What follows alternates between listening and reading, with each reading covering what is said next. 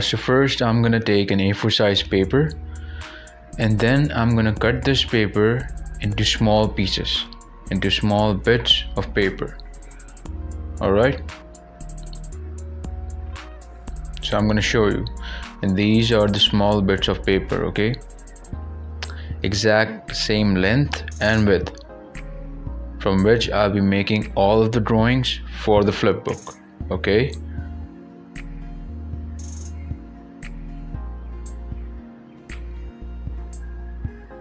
and here is the blueprint.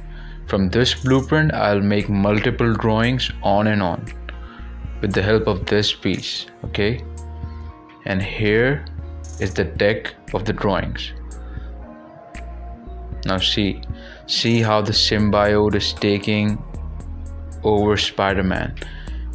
After each flip there is an increase in the symbiote, you know, taking over Spider-Man.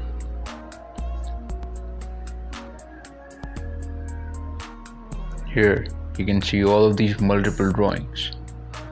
So I've moved in slowly, and with the help of the blueprint I have made the symbiote moving forward. At the end you will see the final form, the black Spider-Man.